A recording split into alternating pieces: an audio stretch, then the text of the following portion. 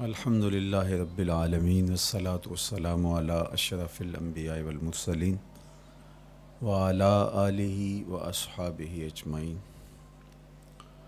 قال اللہ تعالی وتبارک فی القرآن المجید والفرقان الحمید فی شان حبیبہ مخبرا وعامرا ان اللہ وملائکتہ یصلون علی النبی یا ایہا الذین آمنوا صلوا علیہ وسلموا تسلیما۔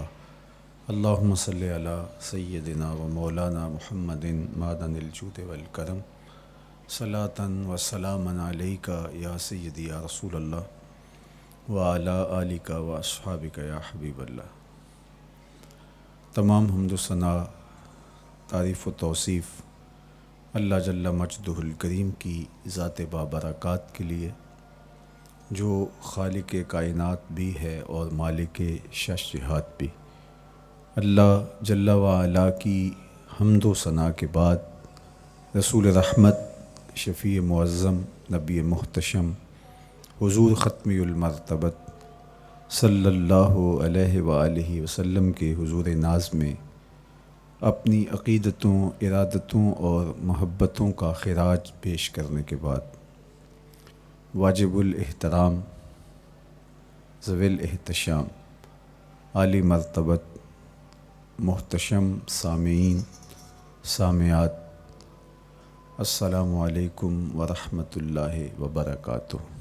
موسم رحمت ربیع الاول کی بہاریں جلوہ ساماں ہیں، اور میں اور آپ حضور کے تذکار حسن کی خوشبو لینے موجود ہیں۔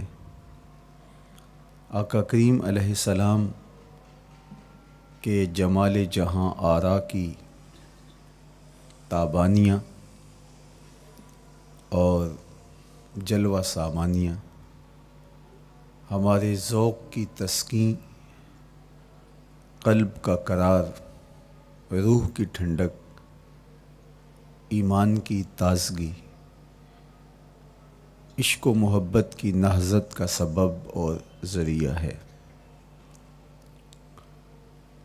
آقا کریم علیہ السلام کے فضائل، حضور علیہ الصلاۃ والتسلیم کے خصائل اور آپ کے شمائل بیان کرنا شروع سے ہی اہل ایمان کا طریقہ رہا ہے۔ خصائل حضور کی سیرت کے عنوان کو کہا جاتا ہے، فضائل حضور کی عظمت و رفعت حضور کے معجزات کا عنوان ہے، شمائل حضور کے اعضائے نور کا تذکرہ جاں فضا ہے، حضور کے حسن و جمال کی باتیں ہیں۔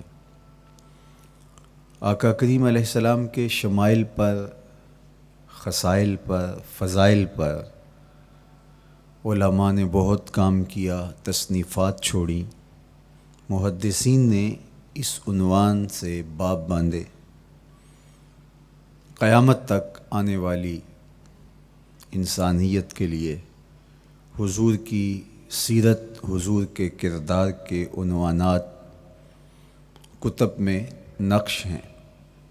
حضور کی فضل و عظمت کے حوالے، حضور کے معجزات کا بیان، حضور کی رفعت کی کہانیاں اور آقا کریم کو اللہ کی طرف سے عطا کردہ مراتب جلیلہ کا بیان، یہ بھی محبوب موضوع رہا اہل علم کا، اہل محبت کا۔ لیکن حضور علیہ السلام کے شمائل، حضور کی صورت کا بیان، حضور کے حلیہ نور کی باتیں، یہ بھی ترک نہیں ہوئیں۔ عمومی طور پہ ہم شخصیات کے کردار کے حوالے سے، ان کی عادات کے حوالے سے، ان کے خصائل کے حوالے سے، ان کی تعلیمات کے حوالے سے پڑھتے ہیں۔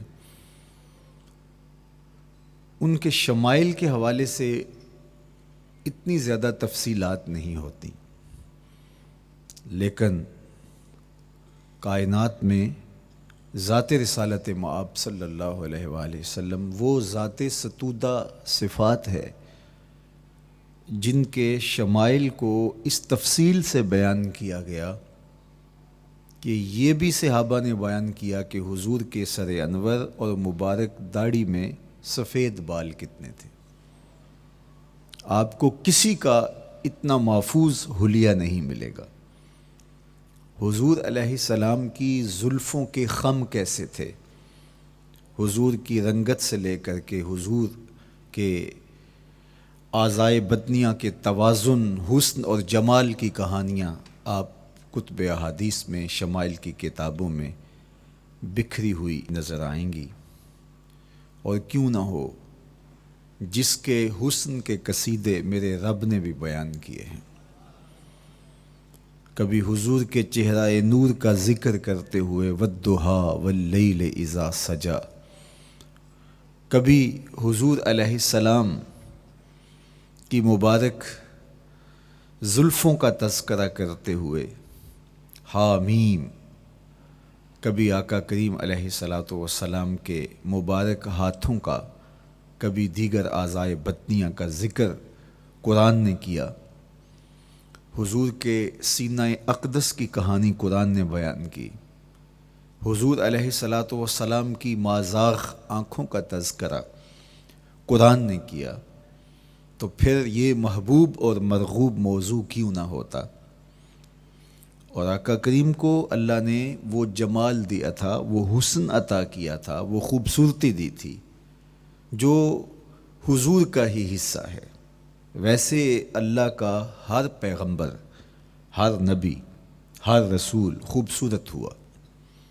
کوئی نبی ایسا نہیں ہے جو خوبصورت نہ ہوا ہو، یہ اللہ کا انتخاب ہے۔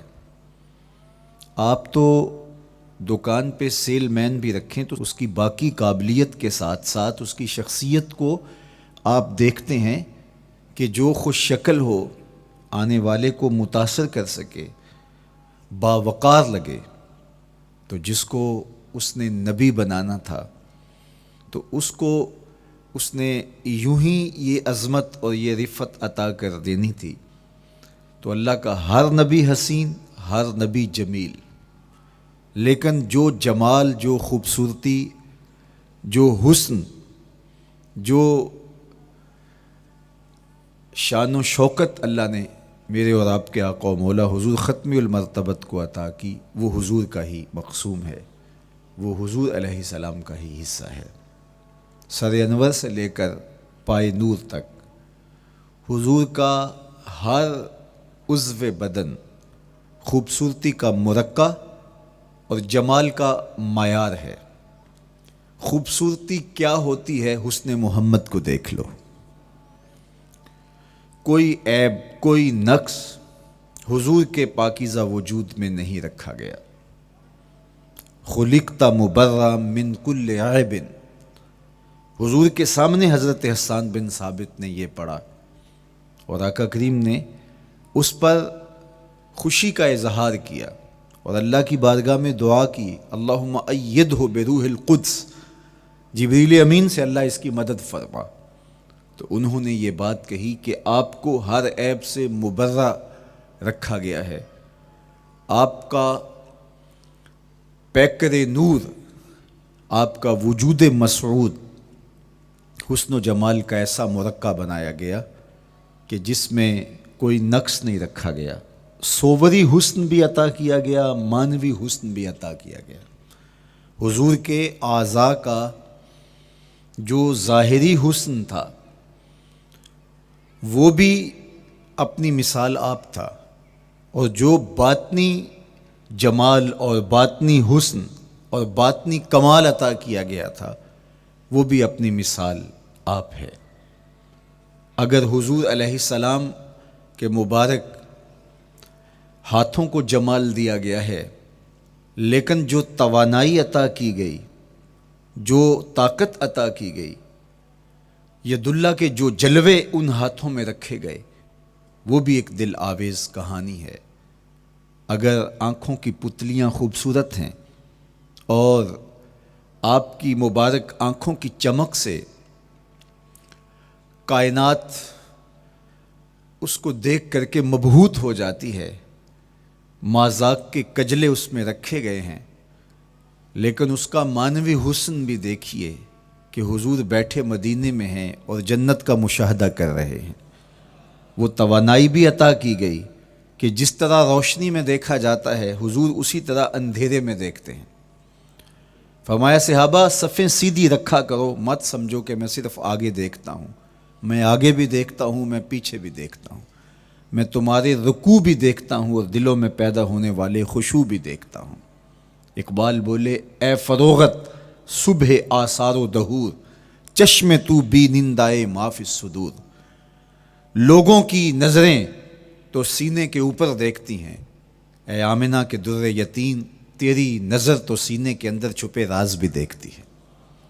تو صوری حسن بھی اور معنوی حسن بھی اللہ نے اپنے محبوب کو عطا کیا، اور اللہ جل شانہ نے وہ جمال دیا حضور کو کہ جو دیکھتا وہ دیکھتا ہی رہ جاتا۔ ایسی چمک، ایسی رعنائی، ایسی خوبصورتی اور ایسا جمال تھا، دیکھنے والے کہا کرتے ہیں اللہ اللہ، یاد آتا ہے خدا دیکھ کے صورت تیری۔ کتنے لوگ ہیں جنہوں نے صرف حضور کے چہرے کو دیکھا اور لبوں پہ کلمہ جاری ہو گیا۔ معروف نام حضرت عبداللہ بن سلام رضی اللہ تعالیٰ عنہ کا ہے۔ یہودیوں کے بہت بڑے حبر تھے، بہت بڑے عالم تھے۔ حضرت یوسف علیہ السلام کی اولاد سے تعلق تھا، اور اس معاشرت میں ایک وقار کی مسند پہ براجماں رہتے، لیکن جو ہی حضور علیہ السلام مکے سے ہجرت فرما کے مدینہ تشریف لائے تو یہ حضور کو دیکھنے آئے۔ با فضل الصدقہ اٹھا کر دیکھیے کہ ایک مناظرہ ترتیب دیا انہوں نے کہ ان سے یہ بات کروں گا، یہ سوال کروں گا، یہ اعتراض اٹھاؤں گا، لیکن جب حضور کی مجلس میں پہنچے اور آقا کریم علیہ السلام کے رخ زیبا کو دیکھا تو سارے سوال بھول گئے۔ رومی بولے اے لقائے تو جواب ہر سوال، حل شود ہر مشکلت بے کی لوکال۔ تیری ملاقات ہی تو سارے سوالوں کا جواب ہے، تیرا ایک بار دیکھ لینا ہی تو سارے مسئلے حل کر دیتا ہے۔ تو سوالات کا ایک ڈھیر اٹھائے لائے تھے، ایک گٹھڑی باندھ کے لائے تھے سر پہ رکھ کے، لیکن جو ہی حضور کو دیکھا تو وہ جو گٹھڑی باندھ کے لائے تھے اس کی گرہیں ڈھیلی ہونے لگی، پھر سوال تتلیوں کی طرح اڑنے لگے، اور حضور کو دیکھا تو کوئی سوال ہی باقی نہ رہا۔ اب آقا کریم نے فرمایا عبداللہ ابن سلام آؤ کدھر آئے ہو؟ یہ تو مناظرہ کرنے آئے تھے، سودا لینے کے لیے بازار گئے ہم، ہاتھ اس کے بکے جس کے خریدار گئے ہم۔ لیکن جب آقا کریم نے پوچھا کہ آؤ کدھر آئے ہو تو انہوں نے کہا حضور میں آپ کا غلام بننے آیا ہوں، تیری تک کے ادامہ میں مرید ہو گئے۔ حضور کے ہاتھ پہ بیعت اسلام کر لی۔ اب جن لوگوں نے عبداللہ ابن سلام کو تیار کر کے بھیجا تھا وہ امید میں تھے کہ تھوڑی دیر کے بعد ہم سنیں گے کہ انہوں نے سخت سوال کیے اور مسلمانوں کے نبی ان کا جواب نہیں دے پائے، لیکن جب ان کے کانوں تک یہ خبر پہنچی کہ عبداللہ بن سلام نے تو کوئی سوال ہی نہیں کیا بلکہ وہ محبوب کی نگاہوں کا شکار ہو گئے، اور انہوں نے دیکھتے ہی حضور پر تن من سب کچھ نچھاور کر دیا اور لبوں پہ کلمہ جاری ہو گیا، تو وہ صبر نہ کر سکے اور عبداللہ ابن سلام کے پاس پہنچے اور جا کے کہا کہ تو نے یہودیت کی ناک خاک آلود کر دی، تم نے کوئی سوال کیا ہوتا، انہوں نے جواب دیا ہوتا اور پھر تم نے مان لیا ہوتا تو ہم سمجھ جاتے کہ ایک عالم تھا، علمی پیاس بجھ گئی، مطمئن ہو گیا، لیکن یہ عجیب کہانی ہے، سنا ہے تم نے کوئی سوال بھی نہیں اٹھایا، انہوں نے جواب بھی نہیں دیا، بس تم نے ان کو دیکھا اور دیکھتے ہی تمہارے لبوں پہ کلمہ جاری ہو گیا، تو یہ کیا کہانی ہوئی؟ تو عبداللہ ابن سلام نے جو جواب دیا وہ آب زر کے ساتھ لکھنے کے قابل ہے۔ انہوں نے کہا کہ یہ بات میری سمجھ میں بھی نہیں آئی، جب میں اس آقا و مولا کی چوکھٹ پہ پہنچا اور میں ان سے سوال کرنے کے لیے لفظوں کو ابھی ترتیب ہی نہیں دیا تھا کہ میری نظر ان کے جمال جہاں آرا پہ پڑ گئی، اب عبداللہ بن سلام کے لفظ سنیے، فرماتے ہیں فلما تبینت وجہہ عرفت ان وجہہ لیس بوجہ کذاب، جب میں نے ان کے جمال جہاں آرا کو دیکھا، چہرہ نور کو دیکھا، رخ زیبا کی زیارت کی، تو میں نے پہچان لیا یہ چہرہ کسی جھوٹے کا ہو ہی نہیں سکتا ہے۔ دیکھنے والے کہا کرتے ہیں اللہ اللہ، یاد آتا ہے خدا دیکھ کے صورت تیری۔ اللہ نے صورت ہی ایسی بنائی، جمال ہی ایسا دیا، خوبصورتی ہی ایسی دی کہ جو حضور کو دیکھتے وہ دیکھتے ہی رہ جاتے۔ تو کتنے لوگ تھے کہ جنہوں نے محض حضور کو دیکھا، پھر اس کے بعد لب کھلے تو کلمہ ہی جاری ہوا۔ وہ خوبصورتی اور وہ جمال اللہ نے اپنے محبوب کو عطا کیا۔ آقا کریم علیہ الصلوۃ والسلام کا ایک ایک عضو بدن خوبصورتی کا مرقع تھا، بلکہ خوبصورتی کا معیار تھا۔ حسن کیا ہوتا ہے، حسن کا معیار کیا ہوتا ہے، جمال کسے کہتے ہیں، خوبصورتی کی تعریف کیا ہے، اعضائے محمد صلی اللہ علیہ وآلہ وسلم کا توازن دیکھ لو، تمہیں پتہ چلے گا کہ حسن کسے کہتے ہیں۔ حضور علیہ السلام کو اللہ تعالیٰ جل شانہ نے جو حسن بخشا، جو جمال دیا، جو خوبصورتی دی، وہ حضور کے مبارک قدموں سے اس کا انداز کیجئے کہ جس کے قدم اتنے سونے ہیں اس کا چہرہ کتنا سونا ہوگا۔ حضرت عبداللہ بن بریدہ رضی اللہ تعالی عنہ حضور کے مبارک قدموں کا ذکر کرتے ہوئے وصف جمال محمد کی کہانی چھیڑتے ہیں اور فرماتے ہیں کانا رسول اللہ صلی اللہ علیہ وآلہ وسلم احسن البشر قدما، کہتے ہیں کہ کائنات میں جتنے سونے قدم میرے حضور کے تھے کسی کے تھے ہی نہیں۔ جو جمال اللہ نے حضور کے مبارک قدموں کو دیا تھا، اللہ اکبر، وہ کسی اور کا مقسوم نہیں تھا۔ خوبصورت قدم۔ اور حضرت انس رضی اللہ تعالیٰ عنہ، حضرت ابو ہریرہ رضی اللہ تعالیٰ عنہ، اور حضور کے وصاف ہیں حضرت ہند بن ابی حالہ رضی اللہ تعالیٰ عنہ، یہ حضور کا حلیہ بیان کرتے ہیں۔ حضرت امام حسن بن علی رضی اللہ تعالیٰ عنہ نے حضرت ہند بن ابی حالہ کو ایک دن کہا کہ مجھے اپنے آقا و مولا کا حلیہ بتاؤ، تو انہوں نے حضور کا حلیہ بیان کیا۔ یہ حضور کے وصاف ہیں، چونکہ انہوں نے حضور علیہ السلام کو بہت قریب سے دیکھا اور آقا کریم علیہ السلام کی زیارت سے مالا مال ہوئے۔ ویسے حضرت امام حسن نے بھی تو حضور کو دیکھا تھا، اور بھی اصحاب نے حضور کو دیکھا تھا۔ یہاں یہ بات دلچسپی سے خالی نہیں ہے کہ صحابی ہی تب بنتا ہے جب وہ حضور کو بنظر ایمان دیکھے، لیکن صحابہ ایک دوسرے سے پوچھتے تھے کہ بتاؤ حضور کیسے تھے؟ میاں تم نے نہیں دیکھا؟ تو وہ کہتے تھے دیکھ کر بھی نہیں دیکھا۔ صرف چند لوگ ہیں جو حضور کا حلیہ بیان کرتے ہیں۔ اس کی کیا وجہ؟ تو علماء نے لکھا کہ حضور کے چہرے پہ جلووں کی تابش ایسی تھی اور حضور کا جمال ایسا تھا اور اس کی چمک ایسی تھی کہ کسی میں ہمت ہی نہیں تھی کہ وہ جی بھر کے دیکھ سکے۔ تو بعد میں ایک دوسرے سے پوچھتے تھے بتاؤ تم نے دیکھا تو حضور کیسے تھے؟ اگر ان لوگوں کی تعداد میں آپ کو بتاؤں تو 3 درجن سے زیادہ نہیں ہوگی جو حضور علیہ السلام کے وصاف ہیں، حضور کے حلیہ نگار ہیں، جو آقا کریم علیہ الصلوۃ والسلام کی صورت کا نقشہ بیان کرتے ہیں۔ دیکھا 1,24,000 اصحاب نے ہے، لیکن جو وصف بیان کرتے ہیں، شمائل رسول کو بیان کرتے ہیں، ان کی تعداد 3 درجن سے زیادہ نہیں ہے۔ اور یہ بھی وہ لوگ ہیں جنہوں نے حضور کو بچپن میں دیکھا، جنہوں نے حضور کو سوئے ہوئے دیکھا، حضور کو بہت قریب سے دیکھا۔ حضور علیہ الصلوۃ والسلام کے پاس ان کا آنا جانا بہت زیادہ تھا، اس طرح انہوں نے حضور علیہ السلام کو دیکھا۔ حضرت حسان بن ثابت رضی اللہ تعالی عنہ فرماتے ہیں کہ میں جو حضور کا حلیہ بیان کرتا ہوں تو اس کا سبب یہ ہے کہ میرے پاس حضور کو دیکھنے کا ایک طریقہ آ گیا تھا۔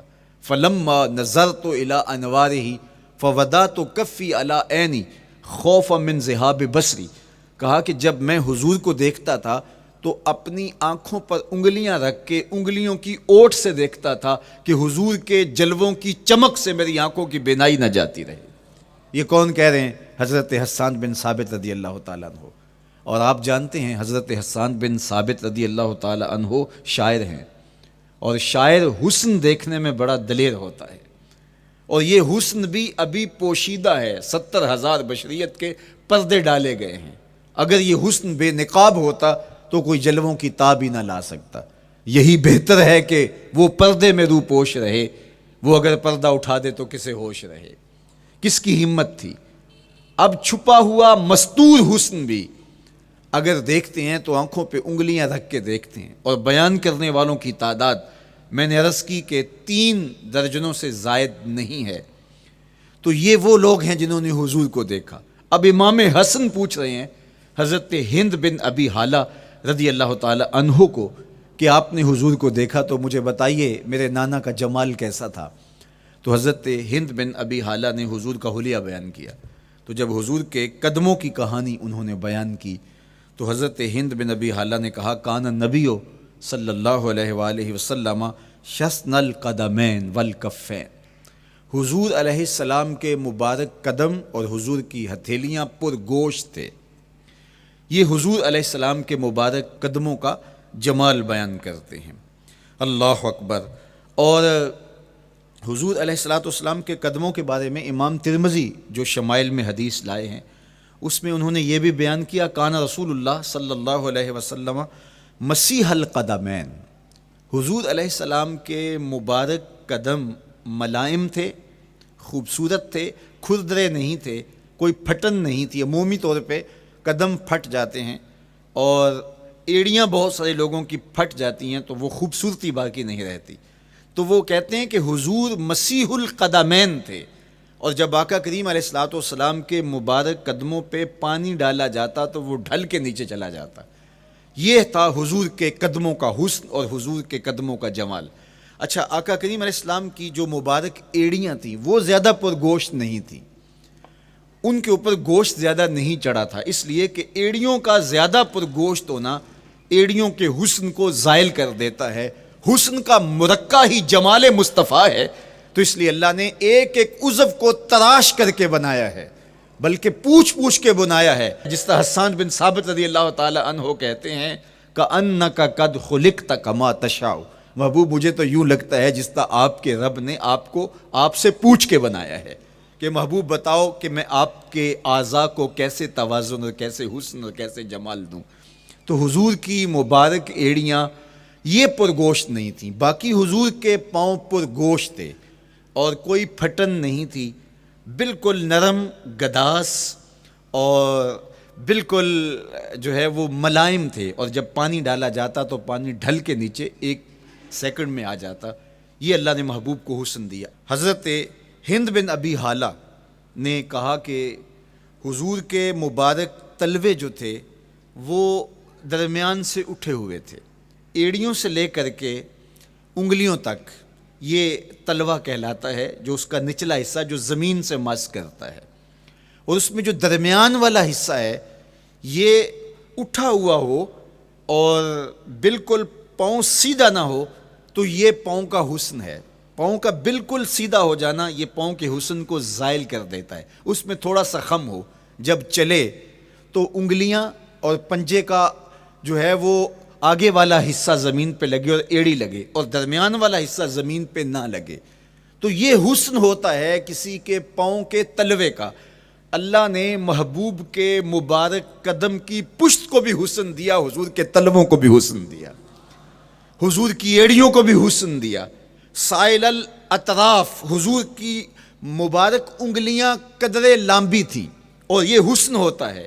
انگلیاں چھوٹی ہوں، ان کا قد پست ہو تو پاؤں کی خوبصورتی دکھائی نہیں دیتی، لیکن اللہ نے اپنے محبوب کی انگلیوں کو بھی ایک لمبائی عطا کر کے اس کو بھی ایسا جمال دیا تھا، یار جو پاؤں کو دیکھتا رہے وہ پاؤں کو ہی دیکھتا رہ جائے۔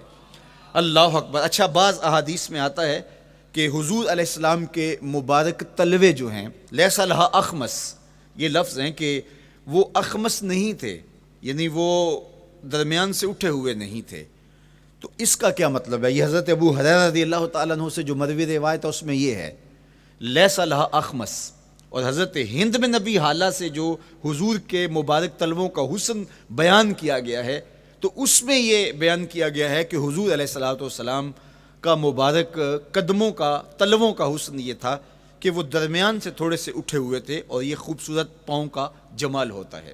تو ان دو چیزوں میں علماء نے تطبیق کی ہے۔ اللہ ان علماء کی قبروں پر رحمت نازل کرے جو حضور کے حسن پہ، حضور کے جمال پہ گفتگو کرتے رہے، اور ایک ایک عضو پر انہوں نے کئی کئی صفحات لکھے اور کتابیں انہوں نے تحریر کی حضور کے جمال پر۔ اب حضرت ہند بن ابی حالہ رضی اللہ تعالی عنہ، انہوں نے تو حضور کو گھر میں دیکھا تھا، یہ حضرت خدیجۃ الکبریٰ رضی اللہ تعالی عنہا کے فرزند تھے ابو حالہ سے۔ اب انہوں نے تو دیکھا، اب حضور لیٹے ہیں تو انہوں نے حضور کے پاؤں کو دیکھا کہ درمیان میں ہلکا سا خم ہے اور یہ پاؤں کا جمال ہے۔ اب حضرت ابو ہریرہ رضی اللہ تعالی عنہ نے جو حضور کے پاؤں کو دیکھا تو یہ اندرون خانہ کا دیکھنا نہیں تھا، تو انہوں نے کیسے دیکھا؟ تو حضرت ابو ہریرہ سے مروی ایک روایت سے سمجھ آتی ہے کہ انہوں نے جو کہا کہ لیس لہا اخمس، کہ ان کے مبارک تلوے درمیان سے اٹھے ہوئے نہیں تھے بلکہ بالکل برابر تھے، تو اس کا کیا مطلب ہے؟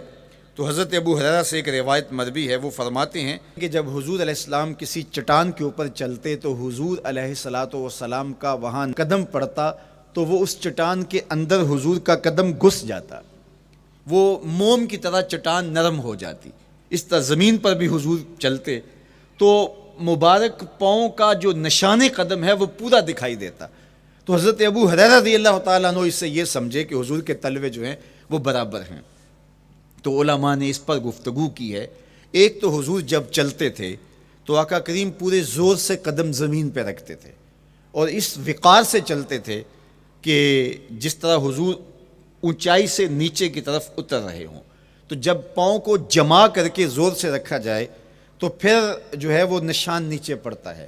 یا اللہ اپنے محبوب کے لیے زمین کو اور پتھروں کو بھی نرم کر دیا تو پھر حضور کے تلووں کا نقش بھی زمین کے اوپر جو ہے وہ حویدہ ہو جاتا۔ سلطان قاتیبائی نے ایک ایسا ہی پتھر جس کے بارے میں شنید تھی کہ اس پر حضور کے قدموں کا نقش موجود ہے، تو انہوں نے 20,000 دینار کے اندر وہ خریدا، اور انہوں نے یہ کہا کہ جب میں فوت ہو جاؤں تو حضور کے قدموں کے نشان والا پتھر میری قبر کے سرہانے بطور کتبہ لگایا جائے۔ علامہ شہاب الدین خفاجی علیہ رحمہ لکھتے ہیں ہوا موجود الی الآن، وہ اپنے دور میں کہانی بیان کرتے ہیں وہ آج بھی سلطان قاتیبائی کی قبر کے سرہانے وہ پتھر نصب ہے جہاں حضور کے قدموں کے نشان موجود ہیں۔ اللہ اکبر۔ تو آقا کریم علیہ الصلوۃ والسلام کے مبارک تلوے، حضور علیہ السلام کی کم گوشت تراشی ہوئی ایڑیاں، اور مسیح القدمین حضور علیہ السلام کے ملائم نرم گداز پاؤں، ان کا حسن اور ان کا جمال، اور آقا کریم علیہ السلام کے قدموں کی انگلیاں جو قدرے لمبی تھی، اور ان میں جو درمیان والی انگلی تھی وہ زیادہ لمبی تھی، اس پر حضرت میمونہ بنت کردم رضی اللہ تعالی عنہا اس انگلی کا حسن بیان کرتی ہیں، کہتی ہیں مجھے شوق ہوا کہ میں حضور کو دیکھوں، تو اپنے والد گرامی کے ساتھ حجۃ الوداع کے موقع پر میں بھی سعادت حج پا رہی تھی، تو حضور کو ملنے کے لیے جب ہم پہنچے تو آقا کریم اونٹنی کے اوپر سوار تھے، ناقہ پر جلوہ فراز تھے، تو میرے میں ہمت نہ ہو سکی کہ حضور کے چہرے کو دیکھ سکوں۔ ایسا جلوہ، ایسا جمال، اللہ اکبر، اور ایسا روب اور ایسی چمک چہرے کی اور تابشیں تھیں کہ میرے اندر ہمت نہ ہو سکی کہ میں حضور کے چہرہ نور کو دیکھ سکوں۔ اب آقا کریم اونٹنی پہ سوار تھے تو میں حضور کے مبارک پاؤں کو دیکھنے لگی، میں بس حضور کے پاؤں کا جمال اور خوبصورتی دیکھنے لگی، اسی میں کھو گئی۔ اب حضرت میمونہ بنت کردم رضی اللہ تعالی عنہا حضور کے مبارک قدموں کی ایک انگلی کا حسن بیان کرتی ہیں۔ اللہ اکبر۔ حضرت میمونہ بنت کردم سے یہی ایک روایت مروی ہے، ساری زندگی ان کے پاس سرمایہ یہی تھا، جب کسی مجلس میں جاتی تو وہ کہتی تمہیں بتاؤں حضور کی مبارک انگلی کا حسن کیا تھا؟ یہ سرمایہ ساتھ لیے لیے پھرتی کہ میں نے حضور کی انگلی کو دیکھا ہے، میں نے حضور کے قدم اور حضور علیہ السلام کے تلووں کی زیارت کی ہے. تو وہ اس حسن کو بیان کرتے ہوئے کہا کرتی تھی فما نسیتو فی ما نسیتو طولا اصبع قدمہ السبابہ علی سائر اصابعہ. جو سبابہ انگلی ہے، انگوٹھے کے ساتھ والی انگلی کو سبابہ انگلی کہتے ہیں، اور اس کے ساتھ والی انگلی کا جو قد دراز تھا اور باقی انگلیوں کی نسبت وہ انگلی لمبی تھی، کہا اس کا حسن آج بھی میری نگاہوں میں گھومتا رہتا ہے اور ہر وقت میرے تصور میں رہتا ہے. میرے تصور سے کبھی اس انگلی کا جمال ہی ختم نہیں ہوا، انگلی کا حسن ہی کبھی زائل نہیں ہوا، ہر وقت اس کے تصور میں کھوئی رہتی ہوں. یار چہرے کے جمال کو کون بیان کرے گا، یہاں تو انگلی کا حسن بیان نہیں ہو رہا. ابھی وہ شعر پڑھا جا رہا تھا نا کہ قدموں پہ جبیں کو رہنے دو، قدموں پہ جبیں کو رہنے دو، چہرے کا تصور مشکل ہے. قدموں پہ جبیں کو رہنے دو، چہرے کا تصور مشکل ہے. جب چاند سے بڑھ کر ایڑی ہے رخسار کا عالم کیا ہوگا، جب چاند سے بڑھ کر ایڑی ہے رخسار کا عالم کیا ہوگا. تو اللہ نے اپنے محبوب علیہ الصلوۃ والسلام کو وہ جمال، وہ خوبصورتی اور حضور کے مبارک قدم، حضرت عبداللہ بن بریدہ رضی اللہ تعالی عنہ سے مروی روایت، کان رسول اللہ صلی اللہ علیہ وآلہ وسلم احسن البشر قدما، کہتے ہیں جتنے سونے قدم، جتنے من مونے قدم میرے حضور کے تھے، اتنے سونے قدم کسی اور کے تھے ہی نہیں. اللہ نے اپنے محبوب کو وہ جمال، وہ خوبصورتی اور وہ نور عطا کیا تھا. اچھا، یہ قدم، یہ ایڑیاں، یہ مبارک تلوے اور یہ داراز انگلیاں اور ان انگلیوں کی چمک اور ان کی رنگت کا جمال اور خوبصورتی، جہاں اس کا صوری حسن تھا تو مانوی حسن بھی دیکھنے والا تھا. یہ قدم اٹھ جائیں اللہ اکبر تو تقدیر کے فیصلے ہوتے دکھائی دیتے ہیں. ان قدم کی اونچائی، ان قدم کی بلندیاں کہ عرش حق ان قدموں کے بوسے لے رہا ہے. اور میرے امام بولے زہ عزت و اے طلائے محمد، زہ عزت و اے طلائے محمد، کہ ہے عرش حق زیر پائے محمد. قدموں کا حسن وہ بھی دیکھنے والا اور قدموں کی بلندی اور اونچائی اور اس کی شان و شوکت وہ بھی دیکھنے والی. اللہ اکبر. آقا کریم علیہ السلام حضرت ابو بکر صدیق کے ساتھ، حضرت عمر فاروق کے ساتھ اور حضرت عثمان غنی کے ساتھ احد پہاڑ پر تشریف لے گئے. یہ حدیث آپ نے بارہا علماء سے سنی ہے. احد کی چھاتی پہ جب حضور کے قدم آئے، اللہ اکبر، تو وہ خوشی سے جھوم اٹھا، مقدر جاگ گئے، بخت بیدار ہو گئے. ان کے قدم جو کہ اس عاشق کی آنکھوں کی ٹھنڈک ہے، جب چھاتی پہ آ جائیں تو کون عاشق نہیں جھوم جائے گا. یہ تو حضور کے قدموں کے حسن کو بیان کیا جا رہا ہے.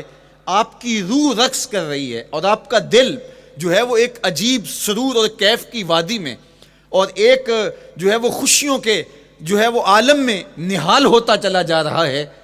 لیکن یہ قدم جب چھاتی پہ آیا تو پھر احد، ظاہر تو پتھر ہے احد، لیکن حضور سے پتھر بھی پیار کرتے ہیں. فرمایا احد جبل یحبنا ونحبہ، احد ہم سے پیار کرتا ہے، پہاڑ ہے، پتھر ہے، لیکن ہم سے پیار کرتا ہے، ہم اس سے پیار کرتے ہیں. اس کائنات میں صرف سرکش انسانوں اور جنوں کے علاوہ کائنات کی ہر شے حضور سے پیار کرتی ہے، حضور سے محبت کرتی ہے. آؤ میں تمہیں پیار کی ایک اور کہانی سناؤں. مسجد نبوی ہے، آقا کریم تشریف فرما ہیں، منبر پہ جلوہ فراز ہوئے. ابھی واز کا آغاز ہی کرنا چاہ رہے تھے کہ ایک جانب سے رونے کی آواز آنے لگی. صحابہ کہتے ہیں رونے والا اس درد سے روتا ہے کہ لگتا تھا کلیجہ پھٹ جائے گا. کناقۃ الخلوج، جس طرح اونٹنی کا بچہ بچھڑ جائے اور وہ اس کے غم میں، اس کی جدائی میں درد سے روکتی ہے، چیختی ہے، چلاتی ہے، رونے والے کا انداز درد ایسا ہی تھا اور لگتا تھا کہ جس طرح اس کا کلیجہ پھٹ جائے گا. صحابہ دائیں بائیں دیکھتے ہیں لیکن رونے والا دکھائی بھی نہیں دیتا، اور ماحول کے اندر اس طرح درد پھیل رہا ہے کہ سینوں میں دل لرز رہے ہیں اور عجیب کیفیت طاری ہو گئی. حضور ابھی بیٹھے ہیں، خطبے کا آغاز بھی نہیں ہوا اور رونے والا کیف و درد میں روتا چلا جا رہا ہے۔ فنزل النبی صلی اللہ علیہ وسلم عن المنبر، حضور ممبر سے نیچے تشریف لائے۔ صحابہ کی آنکھیں محو حیرت ہیں، استجاب کا عالم ہے، یہ کون رو رہا ہے اور اتنے درد سے رو رہا ہے اور دکھائی بھی نہیں دے رہا۔ آقا کریم ممبر سے نیچے جلوہ فراز ہوئے، ایک سمت بڑھے، کھجور کا خشک تنا پڑا تھا۔ آج پہلا دن تھا کہ ممبر حضور علیہ السلام کے لیے بچھایا گیا، ورنہ یہ خشک تنا دیوار کے ساتھ جو ہے وہ رکھا گیا تھا اور حضور اس کے ساتھ ٹیک لگا کر کے واز کیا کرتے تھے۔ جب ممبر بن گیا تو اس کو اٹھا کر کے اب اس کی ضرورت نہیں رہی، ایک کونے میں ڈال دیا گیا۔ اب جو ہی حضور ممبر پہ تشریف فرما ہوئے تو اس خشک تنے کا کلیجہ لرز اٹھا اور وہ ایسے روتا تھا جس طرح اونٹنی کا بچہ بچھڑ جائے اور وہ روتی ہے، اس طرح وہ خشک تنا رو رہا تھا۔ اس تنے ہنانا در ہجر رسول زار می نالت چو ارباب عقول، جس طرح عقل والے، جس طرح جو ہے وہ فہم و ادراک رکھنے والے لوگ روتے ہیں درد سے، وہ رو رہا تھا۔ آقا کریم علیہ السلام اس کے پاس گئے اور اس کو اپنی آغوش میں سمیٹ لیا۔ بچھڑا ہوا بچہ جب اپنی ماں کو ملے تو اس کی ہچکیاں بن جاتی ہیں، اس کی گھگھی بن جاتی ہے، تو یہی کیفیت اس کی ہو گئی اور آقا کریم اپنا دست رحمت اس کے اوپر پھیرتے چلے جاتے ہیں۔ بتدریج اس کی سسکیاں، اس کے رونے کی آواز کم ہوتی چلی جا رہی ہے۔ آہستہ آہستہ وہ خاموش ہو گیا۔ حضور پھر دوبارہ تشریف لائے اور ممبر پہ خطبہ دینے سے قبل صحابہ کی آنکھوں میں استجاب کا عالم دیکھا، حیرت کی فراوانی دیکھی۔ فرمایا کہ تم جو سوال کرنا چاہ رہے ہو، جو تمہاری آنکھوں میں پوشیدہ سوال ہے، میں اس کو اچھی طرح جانتا ہوں۔ لو لم افعل ہاکذا لحن الی یوم القیامہ، اگر میں ممبر سے اتر کے اپنے عاشق زار کو یوں تسلی نہ دیتا، یہ قیامت تک یوں ہی روتا ہی رہتا۔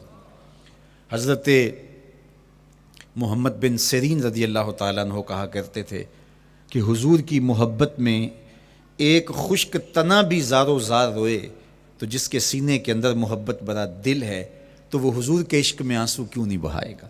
حضور کی یاد میں اس کی آنکھیں آنسو کا خراج کیوں نہیں دیں گی؟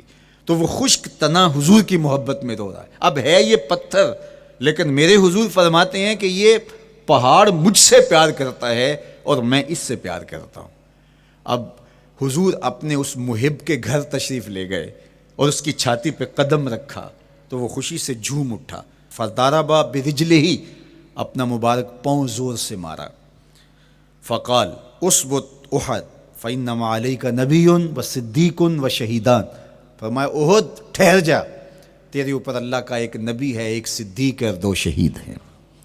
تو حضور کی مبارک ایڑی کے لگنے کی دیر تھی، حضور کے قدم کی ضرب کی دیر تھی کہ اس کا زلزلہ تھم گیا۔ میرے امام بولے ایک ٹھوکر سے احد کا زلزلہ جاتا رہا، ایک ٹھوکر سے احد کا زلزلہ جاتا رہا، رکھتی ہیں کتنا وقار اللہ اکبر ایڑیاں۔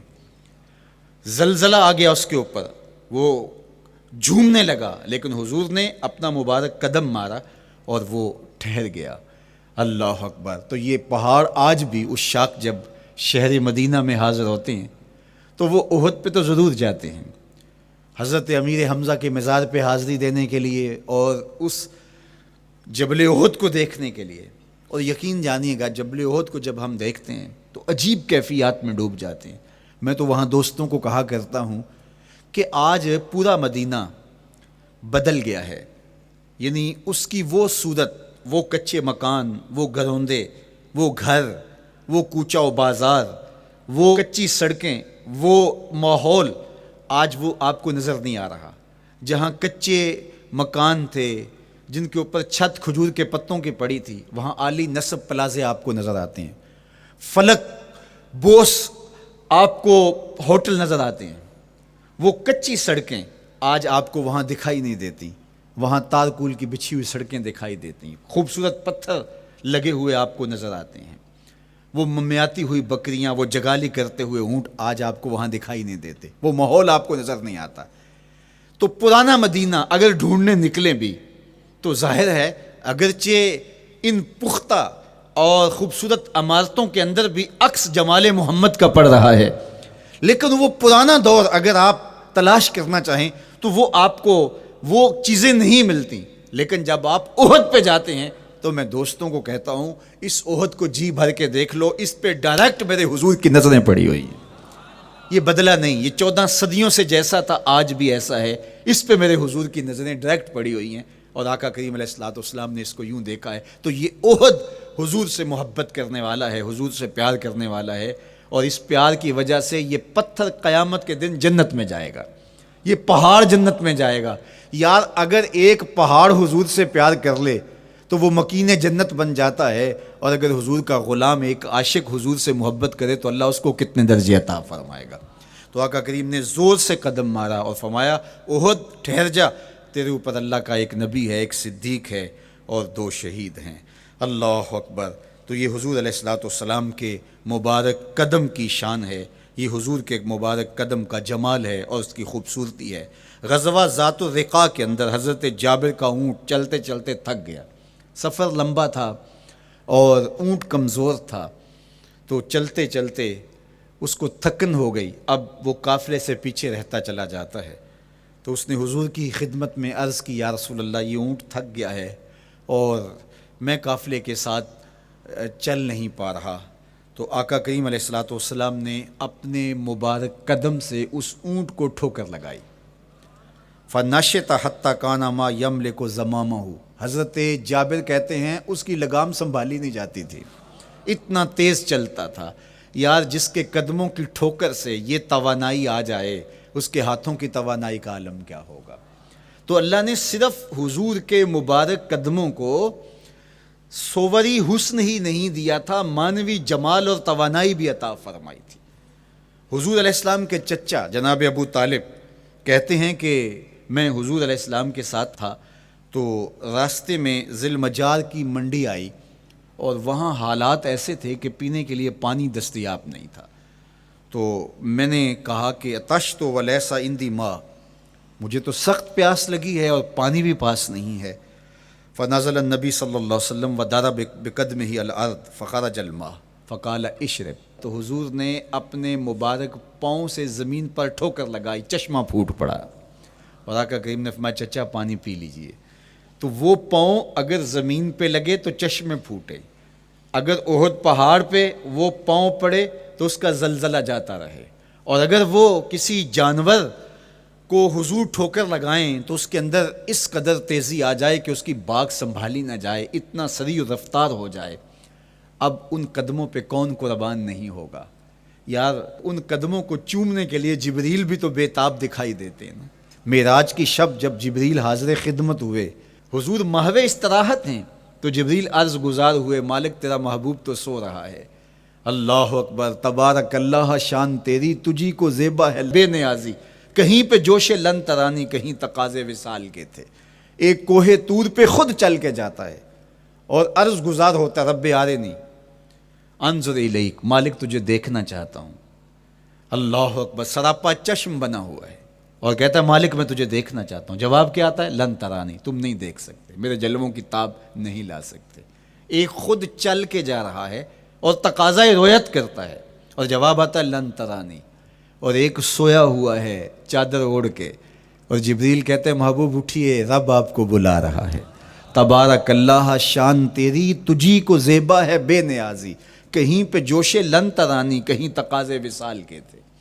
تو جبریل حاضر خدمت ہوئے، حضور استراحت میں ہیں، تو آواز آئی یا جبریل قبل قدم ہے، میرے محبوب کے قدموں کو چوم لے۔ اب جبریل حضور علیہ السلام کے قدموں کو بوسے دے رہے ہیں۔ کسی نے جبریل سے تصور کے عالم میں پوچھا، حضور کے قدم چومے، حضور کے تلووں کو بوسے دیے، بتا کیفیت کیا ملی؟ تو بولے نہ جنت کی کلیوں میں دیکھا مزہ جو محمد کی تلیوں میں دیکھا۔ وہ سرور وہاں جو نصیب ہوا۔ وفد عبد القیس جب مدینہ المنورہ آیا تو ان میں ایک صاحب ہیں، وہ کہتے ہیں میں دوڑتا ہوا حضور کے پاس آیا، بس بے چینی تھی، اضطراب تھا۔ جب آپ مدینہ المنورہ میں جاتے ہیں تو آپ کو جا کے گاڑی اتارتی ہے اور آپ ہوٹل میں سامان رکھتے ہیں، تو پھر کتنی جلدی ہوتی ہے کہ جلدی سے غسل کریں اور جلدی سے نیا لباس پہنیں اور جا کے ہرے گنبد کو دیکھیں، حضور کی مبارک مسجد کی زیارت کریں، ان کوچہ و بازار میں جائیں جہاں حضور کے مبارک قدم لگے تھے۔ اللہ اکبر۔ تو اب یہ وفد عبد القیس جب آیا تو ان میں ایک صحابی حضرت زرع رضی اللہ تعالیٰ عنہ فرماتے ہیں کہ میں پھر تیزی کے ساتھ گیا اور پھر ہم جا کے حضور کے ہاتھ بھی چومنے لگے، حضور کے قدم بھی چومنے لگے۔ یہ سعادت مند قدم جن کے بوسے صحابہ دیتے ہیں، کبھی جبریل کے بوسہ گاہ بنتے ہیں، کبھی احد پہاڑ کی چھاتی ان قدموں کو چومتی ہے۔ یہی قدم ایک موقع ایسا آتا ہے یاد خدا میں، اللہ کے شکرانے میں، نماز میں لمبے قیام میں سوج جاتے ہیں، اور میرا مالک کہتا ہے اے چادر اوڑھنے والے، ساری رات جاگا نہ کر، کبھی سو بھی لیا کر۔ اللہ اکبر۔ تو یہ حضور علیہ السلام کے مبارک قدموں کا جمال اور مبارک قدموں کا حسن اور خوبصورتی ہے۔ اللہ نے اپنے محبوب علیہ السلام کے مبارک قدموں کو صوری اور معنوی حسن سے نوازا، اور یہ حسن حضور کے مبارک قدموں کا ہے، پھر جس کے قدم اتنے سونے ہیں اس کا چہرہ کتنا حسین ہوگا۔ ایک سوال اٹھ سکتا ہے کہ حضور کے حسن کو بیان کرنے کا مقصود کیا ہے؟ تو صاحب، کسی کے حسن کو بیان کرنے کا مقصود یہی ہوتا ہے کہ اس سے پیار اور محبت کا ربط قائم ہو، اور اگر قائم ہے تو مضبوط ہو۔ ہم حضور علیہ السلام کے حسن کو بیان اسی لیے کرتے ہیں، اور محدثین نے اس پر باقاعدہ کتابیں اسی لیے لکھیں اور کتب حدیث میں باقاعدہ شمائل رسول پہ باب اسی لیے باندھے تاکہ لوگوں کے سینے میں حضور کی محبت کی جوت لگے، اور وہ جو شعلہ جوالہ ان کے سینے میں حب رسول کا ہے وہ اور بھڑک اٹھے، اور بندہ جس سے محبت کرتا ہے پھر اس کی اطاعت بھی کرنے لگ جاتا ہے۔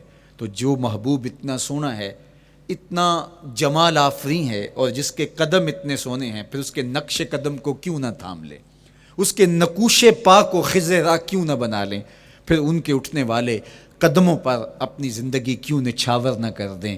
اگر سر پہ رکھنے کو مل جائے نقش نال حضور تو کہیں کہ ہاں تاجدار ہم بھی ہیں۔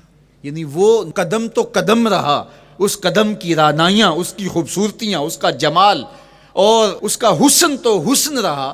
جہاں وہ مبارک قدم لگا، جہاں وہ نقش لگا، اگر وہ نقش بھی سر پہ رکھنے کو مل جائے تو کہا کہ اگر سر پہ رکھنے کو مل جائے نقش نال حضور، حضور علیہ السلام کا قدم تو جزو بدن رسول ہے۔ حضور علیہ السلام کے مبارک قدموں میں وہ جو نالین تھی، اس نالین کا بھی نقش وہ اگر سر پہ رکھنے کو مل جائے تو ہم زمانے کے تاجدار کہلائیں گے، اور جن کے سر پہ حضور کا قدم آ جائے ان کا مرتبہ کیا ہوگا۔ تو یہاں اس نقش کو بھی دیکھیے، حضور کے مبارک قدموں میں جو نالین آیا اس کو نالین شریف کہتے ہیں۔ اس نال کو نال شریف یا ان نالین کو نالین شریف کہا جاتا ہے، اس لیے کہ وہ حضور کے مبارک جسم سے جڑ گئے، حضور سے ان کا ربط پیدا ہو گیا، وہ جزو بدن رسول نہیں ہیں، تو اس کا یہ مرتبہ ہے۔ تو پھر حضور علیہ السلام کی شان اور حضور کی عظمت کیا ہوگی، اللہ اکبر۔ بلکہ حضور علیہ السلام کے نالین جہاں رکھے جائیں، وہ کسی نے کہا نا کہ ذرے اس خاک کے تابندہ ستارے ہوں گے، ذرے اس خاک کے تابندہ ستارے ہوں گے جس جگہ آپ نے نالین اتارے ہوں گے۔ وہ جگہ جہاں حضور کے قدم نہیں، حضور کے قدموں سے مس ہوئے ہوئے نالین رکھے جائیں، وہاں جو ذرے اس نالین کے تلووں کو چومتے ہیں وہ بھی آسمان کے ستاروں سے اس شاخ کو حسین دکھائی دیتے ہیں، وہ بھی زیادہ چمکدار دکھائی دیتے ہیں، اور اس شاخ کی آنکھوں کا سرما اور ان کے دل کا قرار اور روح کی ٹھنڈک قرار پاتے ہیں۔ تو یہ ہے حضور علیہ السلام کی نسبت کا احترام اور حضور کی محبت کا اثر جو اس شاخ کے سینے میں محسوس کیا جاتا ہے۔ اللہ مجھے آپ کو اپنی خاص پناہیں، امان اور حفاظتوں کا حصاد بخشے۔ کار ما آخر شدو آخر ز ما کار نشد، مشت خاک ما غبار کوچائے یار نشد۔